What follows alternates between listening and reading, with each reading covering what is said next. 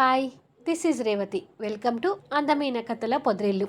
వీడియోస్కి likes, comments share చేస్తున్న మిత్రులందరికీ నా హృదయపూర్వక ధన్యవాదాలు. తొలి ముద్దు ఎపిసోడ్ నెంబర్ 86. శృతి జానకి గారి దగ్గరికి వెళ్ళి గొంతు మార్చి, అమ్మ నాకేదైనా పని ఇప్పిస్తారా అని పని మనిషిలా దీనంగా అడుగుతుంది. జానకి గారు నల్లటి రంగు పూసుకొని వచ్చిన శృతిని గుర్తుపట్టక కొత్త అమ్మాయిలాగా చూస్తూ, నిన్ను ఈ ఏరియాలో ఎప్పుడూ చూడలేదే అని అంటుంది. అది నేను ఈ ఏరియాకి కొత్తగా వచ్చానమ్మా. ఇలా ఎక్కడైనా ఫంక్షన్స్ జరుగుతుంటే పనులు ఉంటాయేమోనని అడుక్కుంటూ వెళ్తాను. మీ ఇంట్లో హడావుడి చూస్తుంటే ఏదో పెళ్ళి హడావుడిలాగా ఉంది.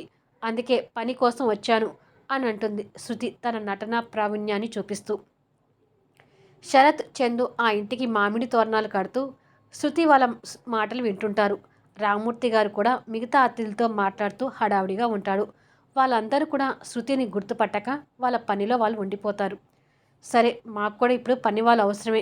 నువ్వు ఏ పని చేస్తావు అని అడుగుతుంది జానకి గారు. మీరు ఏ పని చెప్పినా నేను అవలీలగా చేస్తానమ్మా అని అంటుంది ఫేక్ స్మైల్ ఇస్తూ. మరి పని బాగా చేయాలి, పనికి తగ్గట్టే నీకు డబ్బులు కూడా ఇస్తాను అని అంటుంది జానకి గారు. అలాగేనమ్మా, మీరు ఏ పని చెప్తే ఆ పని చేస్తాను అని అంటూ ఉండగా స్వప్న అక్కడికి వచ్చి, ఎవరమ్మా ఈవిడా అని అడుగుతుంది శృతిని చూస్తూ. పని కావాలని వచ్చింది, లోపలికి తీసుకెళ్ళి పని అప్పచెప్పు అని అంటుంది జానకి గారు. స్వప్న తన వైపు చూస్తూ, నిన్ను ఎక్కడో చూసినట్టుగా అనిపిస్తుందే అని అంటుంది. స్వప్న అలా అనగానే ఈ శృతి కాస్త భయపడుతూ, మీరేదైనా పొరపాటు పడుతున్నారేమో, నేను ఈ ఏరియాకి కొత్త అని అంటుంది. అవునా, సరేలే, ఇంట్లోకి పద, చాలా పనులున్నాయి అని నిర్లక్ష్యంగా వదిలేస్తుంది స్వప్న. అలాగేనమ్మా అంటూ స్వప్న వెనుక వెళ్తుంటుంది. అలా స్వప్న వెనుకనే లోపలికి వెళ్ళి దీక్ష రూమ్లోకి తొంగి చూస్తుంది. అమృత, స్నేహతో పాటు మరికొంతమంది స్నేహితులు కలిసి దీక్షని పెళ్లి కూతురుగా రెడీ చేస్తుంటారు. తనని పెళ్లి కూతురుగా చూడగానే శృతి రక్తం మరుగుతుంటుంది. స్వప్న తన వెనుకగా ఆ అమ్మాయి రావడం లేదని గమనించి వెనక్కి తిరిగి చూసేసరికి శృతి ఆ రూమ్లోకి తొంగి చూడటం గమనించి, ఏయ్, రూమ్లోకి అలా తొంగి చూస్తున్నావేంటి అని అడుగుతుంది. శృతి కాస్త బెదిరిపోతూ, అది పెళ్లి కూతురు ఎలా ఉందోనని చూస్తున్నానమ్మా అని అంటుంది. తర్వాత చూడొచ్చులే, ముందు పని ఉంది, వచ్చి చేసుకో అని అంటుంది కాస్త కోపంగా. అలాగే అని త్వరగా ఇక్కడి నుంచి దీక్షని కిడ్నాప్ చేసి తీసుకుపోవాలి అని మనసులో అనుకొని స్వప్న వెనుక వెళ్తుంటుంది. పెళ్లి కూతురి కళతో దీక్ష చాలా అందంగా కనిపిస్తూ ఉంటుంది. తన మొహంలో ఉండే సంతోషం ఆ అందాన్ని ఇంకా పెంచుతున్నట్టుగా ఉంటుంది. అమృత, స్నేహ తన్ని రెడీ చేస్తూ మాట్లాడుతుంటారు. నిజమైన ప్రేమ గెలవడం అంటే ఇదేనేమో దీక్ష అని అంటుంది అమృత. మీకు తెలియదు కానీ దీక్ష ప్రేమ కోసం హీరో యశోధర్ గారు అల్లాడిపోయారండి. పోయిన పెళ్లి రోజు నాడు యశోధర్ గారు మా ఇంటికి వచ్చి దీక్షను చూడాలనుంది, ఎలాగైనా తనని రెస్టారెంట్కి తీసుకురండి అని అడిగినప్పుడే వారి ప్రేమ ఏంటో నాకు అర్థమైందండి. ఎప్పటికైనా వీళ్ళ ప్రేమని నిలుస్తుందని నేను అప్పుడే అనుకున్నాను అని అంటుంది స్నేహ నవ్వుతూ. నేను మాత్రం టీవీలో యష్ దీక్ష పేరుని అనౌన్స్ చేస్తున్నప్పుడు చూశాను. యష్ మనసులో దీక్ష మీద ఇంత ప్రేమ ఉందా అని అనుకొని ఆశ్చర్యపోయాను అంటూ అమృత మాట్లాడుతూ ఉంటే తన అదృష్టానికి దీక్ష సంతోషపడుతుంటుంది. శృతి చేతికి స్వప్న చీపిరి కట్టించి, ఈ రూమ్ క్లీన్ చేసి అక్కడ ఉన్న గిన్నెలు కడిగి అక్క రూమ్లోకి రా, మళ్ళీ నీకు అక్కడ పని చెప్తాను అని అంటుంది. శృతి ఆ చీపుని చిరాగ్గా పట్టుకొని చూస్తూ సరే అని పైకి నవ్వుతుంటుంది. త్వరగా పని కానివ్వు అని చెప్పి స్వప్న వెళ్ళిపోతుంది. ఛీ, ఇంత బతుకు బతికి ఇంటి వెనకాల చచ్చినట్టు సినిమా హీరోయిన్ అయిన నేను దీని ఇంట్లో పాచి పనులు చేయడానికి సిద్ధపడ్డాను. వీళ్ళ ఇంట్లోకి రావడానికి వేరే అవకాశం లేక పని మనిషి అవతారం రావాల్సి వచ్చింది అని తిట్టుకొని, ఇప్పుడు ఈ పని చేయకపోతే ఈ కంచు రాక్షసి ఊరుకోదు. నేను వచ్చిన పని పూర్తి కాకముందునే బయటికి పంపించినా పంపుతుంది. చచ్చినట్టు ఈ పాచి పనులు చేసి వచ్చిన నా పని పూర్తి చేసుకొని వెళ్ళిపోవాలి అని అనుకుంటుంది. ఇక్కడ లల్లి యష్కి కళ్యాణ తిలకం దిద్ది, అబ్బా అన్నయ్య, భలే ఉన్నావురా, ఎన్నో సినిమాలో పెళ్లి కొడుకు గెటప్లో కనిపించినా ఇప్పుడు నీ మొహంలో కనిపిస్తున్న కళ మాత్రం ఇప్పటి వరకు ఎప్పుడూ చూడలేదు అని అంటుంది. చెల్లెల మాటలకి యష్ సంతోషపడుతుంటాడు. తన మాటలకి సందీప్ కూడా నవ్వుతూ, మీ అన్నయ్య మొహంలో కనపడుతున్న ఈ కళ అంతా మా అక్క మహిమ వల్లే లల్లి ఇష్టపడుతున్న భాగస్వామిని జీవితంలోకి ఆహ్వానించబోతున్న సంతోషం ఇక ఎందులోనూ ఉండదు తెలుసా అని అంటాడు. యష్ నవ్వుతూ, నీ అనుభవంతో చెప్తున్నావా సందీప్ అని అడుగుతాడు. అవును బావా, మా పెళ్ళప్పుడు మీ అందరినీ బాధ పెట్టాను, కానీ నేను మాత్రం సంతోషంగానే లల్లిని పెళ్లి చేసుకున్నాను అని అంటాడు సందీప్ లల్లి భుజం మీద చేయి వేసి దగ్గరికి తీసుకుంటూ. వాళ్ళిద్దరినీ అలా చూసి యష్ సంతోషపడుతుంటాడు. అప్పుడే ప్రతాప్ గారు పద్దు కూడా అక్కడికి వచ్చి పెళ్ళికొడుకు కళతో అందంగా ఉన్న కొడుకుని చూసి ఇద్దరూ మురిసిపోతుంటారు. అప్పుడే ఫనీ కూడా అక్కడికి వచ్చి, గుడి దగ్గర పెళ్లి ఏర్పాట్లకి అన్నీ సిద్ధమయ్యాయి యశోధర్, ఇక మీ పెళ్ళి జరగటమే తరువాయి అని అంటాడు. కాసేపట్లో దీక్ష వాళ్ళు కూడా బయలుదేరతారంట ఫనీ, వాళ్ళు బయలుదేరారని తెలిసాక మనం కూడా వెళ్దాం అని అంటాడు ప్రతాప్ గారు. మీ పేరెంట్స్ ఇంకా రాలేదేంటి ఫనీ అని అడుగుతాడు యశ్. బయలుదేరారంట, కాసేపట్లో ఇక్కడికి వచ్చేస్తారు అంటాడు ఫనీ. ఫనీ వాళ్ళ తల్లిదండ్రులకి నేను కూడా ఫోన్ చేశాను, దగ్గరలోనే ఉన్నామని చెప్పారు యశ్ అని అంటుంది పద్దు. హాయ్ యశోధర్ అంటూ గిరిధర్ ఫ్యామిలీ వాళ్ళు కూడా వస్తారు. హాయ్ పెద్దనాన్న, రోహిత్ పెళ్ళికి రావడానికి వీలు కుదరటం లేదంట కదా, నాకు ఫోన్ చేశాడు అని అంటాడు యశ్. అవును యశోధర్, రేపు ఎప్పుడైనా కోర్టుకి హాజరు కావాలంటే రావాల్సి వస్తుందని చెప్పేసి పెళ్ళికి రాకుండా ఆగిపోయాడు అని అంటాడు గిరిధర్. కొంచెం ముందు రావాల్సింది వదినా అని అంటుంది పద్దు గిరిధర్ భార్యతో. అనుకున్నాను వదిన, కాకపోతే ఇదే రోజున ఇంకో ఫంక్షన్ కూడా ఉండేసరికి వాళ్ళని కలిసి వచ్చేసరికి ఈ టైం అయింది అని అంటుంది గిరిధర్ భార్య. యష్ ఆ దంపతుల మధ్యలోకి వచ్చి, రోహిత్ నాకు చాలా సహాయం చేశాడు నాన్న. అక్కడ శృతి గురించి సాక్ష్యాలు సంపాదించడమే కాకుండా హీరో కావాలని తిరిగే టైంలో నా ఖర్చులకి రోహిత్ డబ్బు పంపించేవాడు. ఒకసారి ఓ ప్రొడ్యూసర్కి 2 లక్షలు ఇచ్చి మోసపోయాను కదా, ఆ డబ్బు నాకు రోహిత్ ఇచ్చినవే అని అంటాడు. అందరూ శృతి విక్రమ్ లాగా ఉండర్రా, కొంతమంది ఇలాంటి గొప్ప స్నేహితులు కూడా ఉంటారు అని అంటాడు ప్రతాప్ గారు గిరిధర్ని వాటేసుకొని. మొదటి నుంచి వాళ్ళ ఫ్యామిలీ వీళ్ళకు సహాయంగా ఉండటం యష్ కూడా తెలుసు కాబట్టి వాళ్ళందరినీ చూసి ఆనందపడుతుంటాడు. ఇక శృతి దీక్ష వాళ్ళ దగ్గరికి వచ్చి ఆ రూమ్ని క్లీన్ చేస్తూ ఉంటుంది.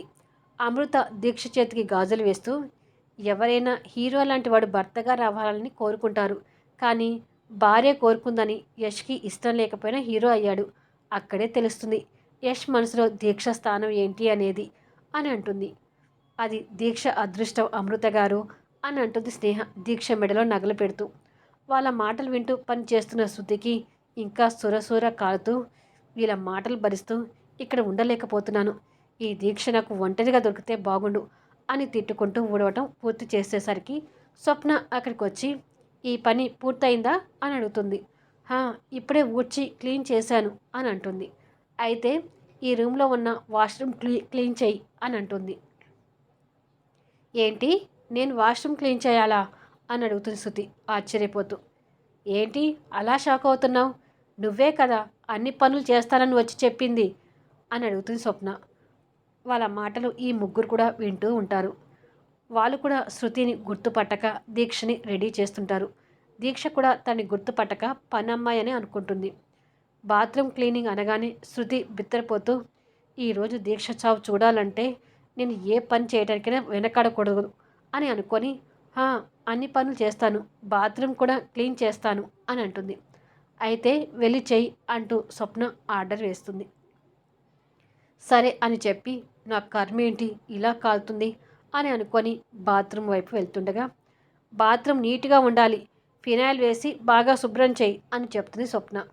అలాగేనమ్మా అని చెప్పి ఇక తప్పక శృతి బాత్రూంలోకి వెళ్ళి, నా జీవితంలో ఇలాంటి పరిస్థితి వస్తుందని అస్సలు అనుకోలేదు అంటూ ఫినాయిల్ వేసి బాత్రూమ్ కడుగుతూ ఉంటుంది. అమృతక్క, నేను కూడా శారీ కట్టుకుంటాను, నన్ను కూడా రెడీ చేయి అని అంటుంది స్వప్న కబోర్డ్లో నుంచి శారీ తీసుకుంటూ. పెళ్లి పెత్తన దారివి, నిన్ను రెడీ చేయకపోతే ఎలా అంటూ అమృత స్వప్నని రెడీ చేస్తుంటుంది. ఇక్కడ ఫనీ పేరెంట్స్ని ప్రతాప్ గారు పద్దు యష్ రిసీవ్ చేసుకొని వాళ్ళతో మాట్లాడుతూ ఉంటారు. ఫనీ ఒకసారి స్వప్నకి ఫోన్ చేసి వాళ్ళు రెడీ అయ్యారో లేదో కనుక్కో అని అంటాడు ప్రతాప్ గారు. అలాగేనండి అని చెప్పేసి అక్కడి నుంచి కాస్త బయటకు వచ్చి స్వప్నకి కాల్ చేస్తుంటాడు. స్వప్న రెడీ అవుతుండగానే తన ఫోన్ స్క్రీన్ మీద పేలాల మొహం కాలింగ్ అని పడుతూ రింగ్ అవుతుంటుంది. ఫోన్ లిఫ్ట్ చేసి హలో అంటుంది. మేము రెడీ అయ్యి బయలుదేరడానికి సిద్ధంగా ఉన్నాము, మీరు రెడీ అయ్యారా అని అడుగుతాడు ఫణి. మీ మగవాళ్ళది ఏముంది, ఒక పాయింట్ చొక్కా తగిలించుకుంటే సరిపోతుంది, కానీ మా ఆడవాళ్ళు అలా కాదు కదా, గంటల తరబడి చీర కట్టుకోవాలి, మ్యాచింగ్ బ్యాంగిల్స్ వేసుకోవాలి, మ్యాచింగ్ ఇయర్ రింగ్స్ పెట్టుకోవాలి, నగలు పెట్టుకోవాలి, మేకప్ వేసుకోవాలి అని వరుసగా చెప్తుంటే, అబ్బా కంచు అని నీ పేరు మాత్రం భలే సార్థకం చేసుకుంటున్నావు, రెడీ అయి వస్తున్నారా అంటే ఈ లిస్ట్ అంతా చెప్పకుండా ఇంకా కాలేదు, కాస్త టైం పడుతుందని ఒక్క ముక్కలు చెప్పొచ్చు కదా అని అంటాడు ఫణి. అలా చెప్తే నీ పేరాల మొహానికి అర్థం కాదేమో అని ఈ లిస్ట్ అంతా చెప్పానులే అని అంటుంది.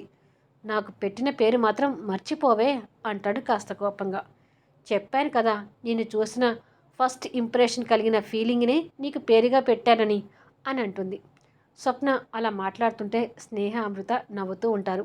కానీ దీక్ష మాత్రం కాస్త కోపం తెచ్చుకుంటూ, అలా పేర్లు పెట్టి పిలవద్దని ఎన్నిసార్లు చెప్పాను స్వప్న అని అంటుంది. నువ్వు ఊరుకక్క, ఈ సినిమా డైరెక్టర్ని అసలే నమ్మకూడదు, కన్నపడ్డ హీరోయిన్లతో ఎఫ్ఐఆర్లు పెట్టుకుంటూ పోతారు, అందుకే ఇలాంటి డైరెక్టర్లకి ఎన్ని పేర్లు పెట్టినా ఏం కాదు అని అంటుంది. ఫనీకి కూడా ఆ మాటలు వినపడి, నా మీద ఇంత బ్యాడ్ ఇంప్రెషన్ ఉంటే ఇక నన్నేం నమ్ముతుంది అని అనుకుంటాడు బాధగా. సరేలే పేరాల మొహం, కాసేపట్లో బయలుదేరుతాం అని ఫోన్ పెట్టేస్తుంది. ఫనీకి కూడా ఫోన్ పెట్టేసి చెంపలు అద్దుకుంటూ, నేను కూడా కాస్త మొహాన పౌడర్ అద్దుకుంటే పేలాల మొహం అనే పేరు నుండి కాస్తైనా విముక్తి కలుగుతుందేమో అని అనుకుంటాడు.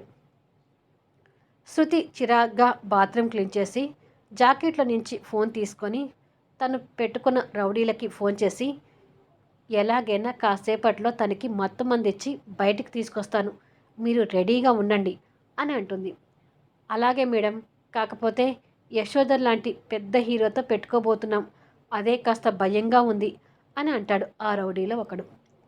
అందుకే కదా మీకు పెద్ద మొత్తంలో డబ్బు అప్పచెప్పాలనుకున్నాను, అనుకున్నట్టుగా ఆ దీక్ష చావుని చూస్తే మాట్లాడుకున్న దానికన్నా మీకు ఇంకా ఎక్కువే ఇస్తాను, సో మీరు పని మీద కాన్సన్ట్రేషన్ చేయండి అని అంటుంది.